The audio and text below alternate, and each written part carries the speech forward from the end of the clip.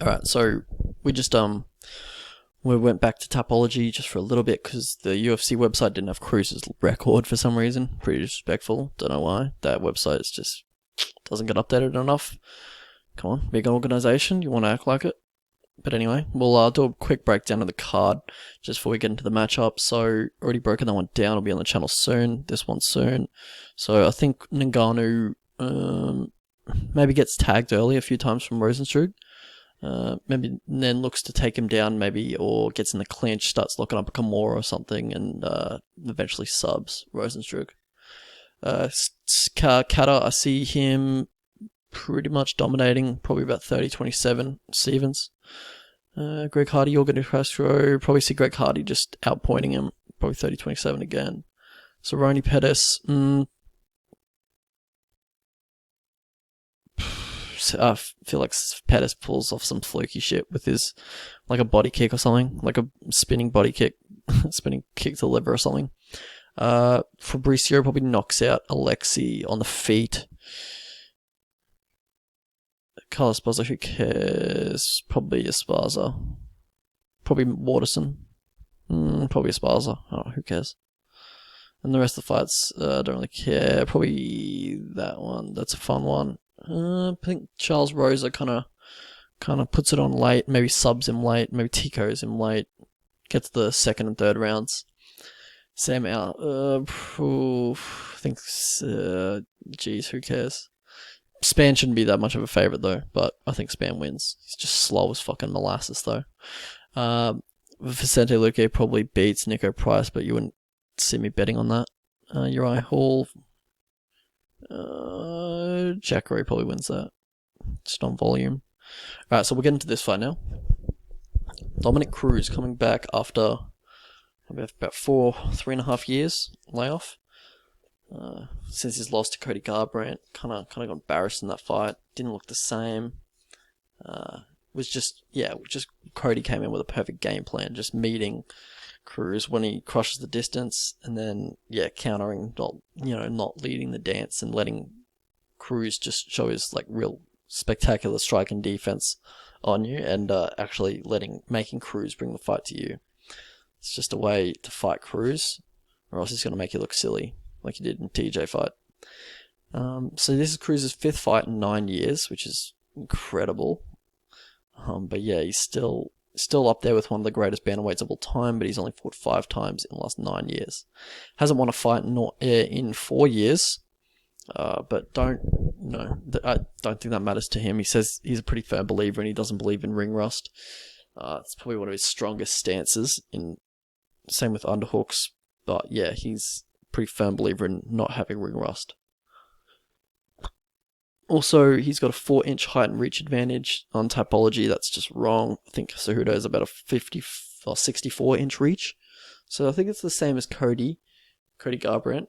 But Cody kind of let Cruz close the distance on him instead of Cody actually bringing the fight to Cruz. So that's how Cody was so successful in that fight. Henry's probably not going to do that. He's usually on the front foot. I've never really seen him take a backward step. He's usually on the front foot trying to bring the pressure. He's going to have a shorter reach, so he's probably going to have to do that, but that just kind of plays exactly in Dominick Cruz's game. But Henry, he does look better every time out that we do see him. Alright, so we'll go into the tendencies of these two. So Henry Cejudo, he kind of... Damn, that's some disrespect, having Dominick Cruz is the 26th bantamweight worldwide at the moment. It's hugely disrespectful, in my opinion, by Tapology. But whatever. Right, so Henry Cejudo, he's pretty right hand heavy, pretty right side heavy, if we're gonna generalize it. Mostly he'll just throw the straight right overhand, and then that right high kick that he brings up in orthodox. Mostly he's in orthodox. He can fight in either stance. He's comfortable in either stance, but most of the time he'll be in orthodox. And he is very right hand heavy. And is that enough for, is he going to mix it up a little bit in this fight, because Cruz could so easily read it, and he's just one of the best at making reads and also slipping punches. So is he going to switch it up this fight? Who knows? Cruz, yeah, he throws a lot of feints. Henry bites on a lot of feints, so that could be someone to look out for. He's got very weird unorthodox and very awkward, footwork and movement. He's got interesting striking entries. He's never coming from straight in front of you. He's always coming at an angle from the side. Likes to cut off the cage a lot. He's equally successful on the back foot and the front foot, which is pretty rare. He's good on the front foot, but I would say he's really good off the back foot, and he's good at making opponents miss and make them chase him, playing the matador. In the grappling aspects of this fight, obviously Henry has that Olympic level wrestling, gold medal Olympic level wrestling, but he hasn't got the greatest guard passes or guard, or dominant position retention. He can't really maintain those positions very well. He kind of gets, re-guarded on pretty easily. Dominick Cruz, he doesn't like to play around on the ground. He did a lot in the, he does in the DJ fight, he obviously did it a lot. Tried to take the fight to the ground because DJ was giving him some trouble with the speed on the feet, which is something to look out for because Henry was matching DJ speed for speed. But yeah, normally he does scramble pretty hard immediately when he gets taken down. He's got decent scrambles. On the offensive wrestling for Dominick Cruz, he will, 70% of his takedowns are mostly that reactive double leg when his opponent gets too aggressive on him, or, he's chasing him, or they're chasing him a bit too hard and a bit too aggressively. Then he kind of looks for that reactive double leg just to kind of mix up and make them think about something else as they're chasing him. Also, he's got a pretty decent whizzer and shuck when he's defending takedowns. For Henry, you saw it a lot in the DJ fight. He goes for that inside-out trip, so he gets the right arm overhooked in the clinch, and then looks to trip the inside, get the leg inside and then trip the same side leg, so it takes out both the base on that side, and then just kind of takes him to the ground. That's probably his favorite takedown, and that leaves him in half guard or most likely full guard, and then he kind of just looks to control from there mostly. So how these guys win is so obviously Henry has that really good, gold level Olympic wrestling. He's got good fight IQ to back it up, good coaches around him, great heart, great will to win. He just finds a way to win. He's, he's a good competitor.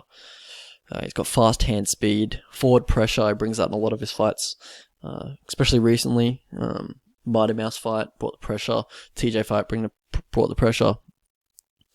The Marlon Moraes fight brought the pressure.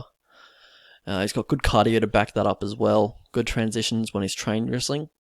His shucks are very quick. Shucks him off, takes the back, in that gable grip body lock at the back. So that's a very well used move by him. How Dominick Cruz wins: he's got great strike and defense, good range management, uses the footwork to evade pressure, which could be key in this fight because Henry's probably going to look to pressure him. So he fights pressure fighters very well. He's got decent scrambles too, and he's got good cardio and good volume. So it's probably not going to be a war of attrition in this fight. It's probably going to be who's more skilled. And the X factors for this one, I've already went into it, so don't worry about that. So we'll go to path to victory for Dominick Cruz. Actually, no, sorry, missed how they lose their fights.